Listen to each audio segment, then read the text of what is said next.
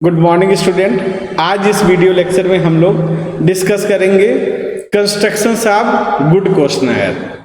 हम लोग इसमें जानेंगे कि कौन कौन सी गुड क्वालिटी होती है क्वेश्चनर फ्रेम करने के लिए, और उसका एक सैंपल भी देखेंगे कि किस तरह का क्वेश्चनर एक्चुअल में होता है और किस तरह से हमें फ्रेम करना चाहिए, किस टाइप के उसमें क्वेश्चंस डालने चाहिए, किस टाइप के क्वेश्चंस उसके लिए इंपॉर्टेंट हैं। ये सारी बातें हम लोग इस टॉपिक में देखेंगे। तो सबसे पहले आपको यहाँ पर दिखाई दे रहा होगा कि सब डिस्कस कर लेते हैं क्वालिटीज ऑफ गुड क्वेश्चनर। एक अच्छा क्वेश्चनर क्या होता है और किस तरह का उसमें होना चाहिए। तो सबसे पहले अच्छे क्वेश्चनर के लिए, क्योंकि ये क्वेश्चनर हम किसको देने जा रहे हैं, ऐसे पर्सन्स को देने जा रहे हैं जो हमारे क्वेश्चंस के आंसर हमको रिटन में देगा, या फिर ओरल, अगर टेलीफोनिक इन्वेस्टिगेशन कर रहे हैं तो ओरल देगा।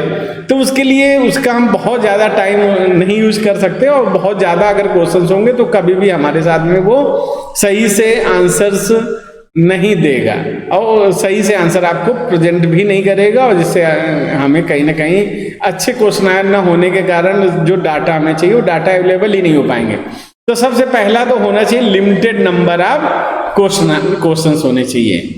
क्वेश्चन बिल्कुल फिक्स होने चाहिए, पर्टिकुलर होने चाहिए, जिससे हम सही से आंसर पा सकें।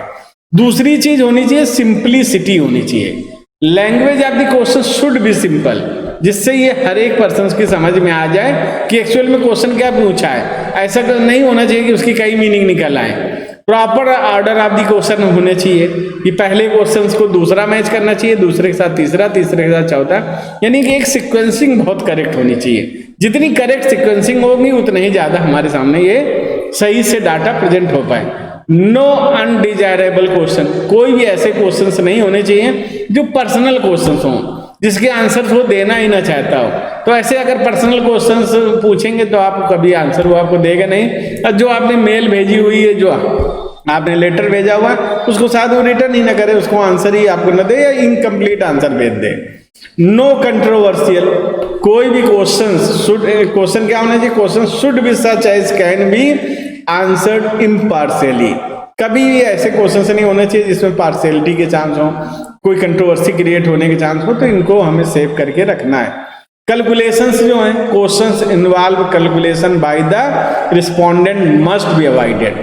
ऐसे क्वेश्चंस नहीं होने चाहिए जिसमें बहुत कैलकुलेशन की जरूरत पड़े, कि वो कैलकुलेट करना ही नहीं चाहे, डाटा समराइज करना ही ना चाहे। तो ये सारी चीजें अगर उसको दे दी जाएंगी कि आप कैलकुलेट करो, समराइज करो, इसका परसेंटेज निकालो, इसके कोरिलेशन निकालो, इसका मीन निकालो, तो इस तरह के क्वेश्चंस कभी वो अटेंड नहीं करेगा, और ये क्वेश्चंस अच्छे क्वेश्चंस की कैटेगरी में नहीं आते। दूसरा, प्री टेस्टिंग पायलट सर्वे, कि सब क्वेश्चन भी ask from the informant on trial basis. Trial basis में पहले उससे बात कर लो, उससे पूछो, जिससे वो फैमिलियर हो जाए किस तरह के क्वेश्चन उससे पूछे जाएंगे। If their answer involve some difficulty these can be reframed accordingly. उसको फिर से, अगर कोई क्वेश्चन ऐसा आ रहा है जिसको वो नहीं समझ पा रहा, उसकी मीनिंग क्लियर नहीं, तो हमें उसको दोबारा से बनाना चाहिए। इंस्ट्रक्शंस जो हैं वो बहुत ही क्लियर होने चाहिए।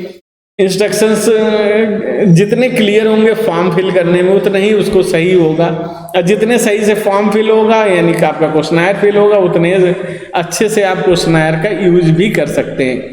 क्रॉस वेरिफिकेशन, सच क्वेश्चंस में be ask which help cross verification. ऐसे क्वेश्चंस पूछने चाहिए जो क्रॉस वेरिफिकेशन करते हो, जिससे हम क्लियर हो जाएंगे ये क्वेश्चंस सही है, पर्टिकुलर है, इनके डाटा करेक्ट है, इनकी इंफॉर्मेशन करेक्ट है। फिर request to return, request should be made to the respondent to return the questionnaire completed in all aspect. ये लास्ट में क्वेश्चनर के अंत में लिखा होना चाहिए, जिसको हम मेल भेज रहे हैं कि उससे ये क्वेश्चन सारे एस्पेक्ट में करेक्ट करके हमें भेज दें। तो ये इस बात का भी ख्याल रखना चाहिए, और इस तरह से क्वेश्चनर का फॉर्मेशन होना चाहिए।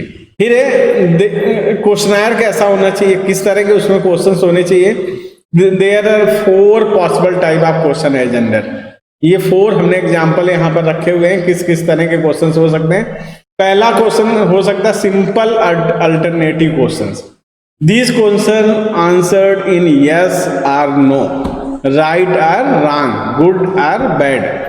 इससे ज्यादा इसमें कुछ और नहीं होना चाहिए, जिससे वो आसानी से सिंपल तरह से दे दे। जैसे do you have a car, तो यस नो में लिख देगा, आपको डाटा भी मिल गया, और उसके लिए बहुत सिंपल आसानी से उसने दे दिया। तो इस तरह के सिंपल अल्टरनेटिव क्वेश्चंस होने चाहिए जिससे आसानी से उसको कर सके, fill in the blanks level पे इस तरह के क्वेश्चंस होने चाहिए। ऐसे multiple choice questions, in case of various possibilities of particular event, multiple choice questions are generally asked. A number of possible answers are given for such questions. The respondent is tick mark the sum one of the field it. जैसे इसका example आप देखोगे कि multiple choice question आपको खुद ही आते हैं आपके सिलेबस में, आप भी करते हो, आपको एग्जाम में देखने को मिलते हैं कि what is your mode of convenience from home to college. तो इसमें कई ऑप्शंस हो सकते हैं, ऑन फुट हो सकता है, साइकिल हो सकता है, बस हो सकता है, स्कूटर हो सकता है। तो उसमें बस उसको टिक कर देना, इससे क्लियर हो जाएगा कि कैसे वो स्कूल से घर से स्कूल तक आता है, स्कूल से घर तक जाता है। तो ये क्वेश्चंस होने चाहिए जिसमें मल्टीपल चॉइस क्वेश्चंस की कैटेगरी में रहें। इसी तरह correct answer to be tick in the box कि स्पेसिफिक इंफॉर्मेशन क्वेश्चंस होने चाहिए जिसमें उसको केवल टिक कर देना हो कि ये रही सही है गलत है। तो स्पेसिफिक इंफॉर्मेशन जैसे in which class do you read, how much pocket allowances do you get, उसके आगे आंसर्स लिखे होने चाहिए। अब वो क्या कर देगा, उसको टिक कर देगा या फिर उसके बाद उसको केवल फिल कर देगा। तो इस तरह के भी चीजें उसको ध्यान रखनी है, करेक्ट आंसर्स रहेंगे उसके, और उस तरह से भी वो एक सिंपल उसमें उसको क्या कर देगा स्पेसिफिक। अगर पॉकेट मनी उसको लिखना है 2000 तो आसानी से क्या कर देगा 2000 लिखा, बाकी उसको कोई डिटेल लिखने की जरूरत ही नहीं। किस क्लास में पढ़ रहे हैं, अगर उसको 12 लिखना है तो बस 12 लिख दिया और कुछ भी उसको करने की रिक्वायरमेंट ही नहीं है। तो इस चीज का ये ध्यान रखने की जरूरत है। फिर ओपन क्वेश्चंस भी होने चाहिए लास्ट में। In such question the respondent is requested to give his views on specific issue. जैसे how can price in India be control, कैसे कंट्रोल कर सकते हैं प्राइस में। How can power shortage in country be overcome, कैसे power shortage की problem. तो ये उसके ओपन एंडेड क्वेश्चंस होंगे, वो अपने व्यूज वो खुद देगा, इसके लिए उसको किसी तरह की स्ट्रगल करने की जरूरत नहीं रहेगी। फिर ये एग्जाम्पल है क्वेश्चन के कि objective of this question is to be about the monthly income and expenditure of class 10+2 student living in the hostels. You are requested to fill in this questionnaire and return at your earliest convenience. Information furnished in questionnaire will be kept strictly confidential. The information will be used only for the present investigation.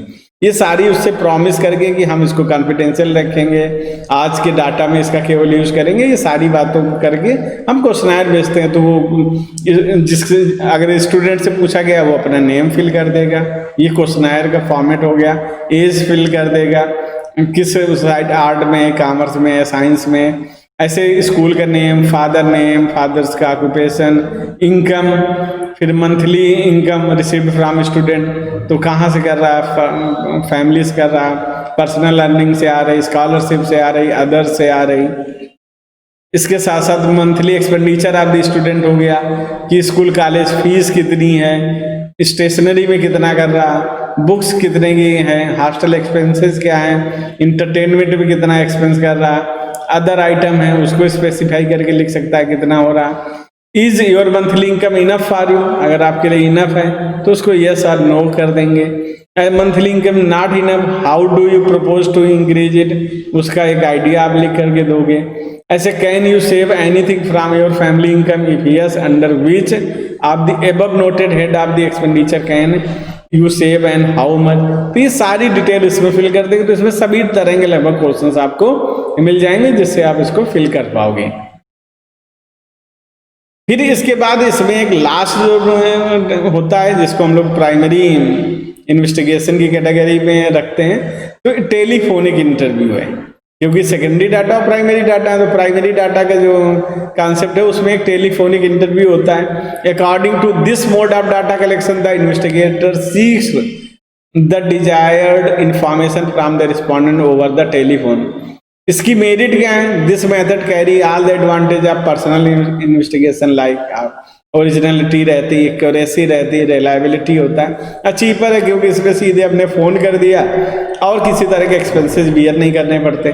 Demerits भी हैं इसकी कि personal bias भी हो सकते हैं, limited assess होता है, सबको तो आप ऐसा कर नहीं सकते। आपको 500 लोगों से डाटा कलेक्ट करना है तो सबको आप फोन करके डाटा कलेक्शंस नहीं कर सकते हैं। इसके बाद आपको ये क्वेश्चंस करने हैं। What are the qualities of good questionnaire, describe the questionnaire method of the collecting data, what precautions must be taken while preparing a questionnaire, is there any differences between a questionnaire and schedule, what is telephonic interview, what are its merit and demerits.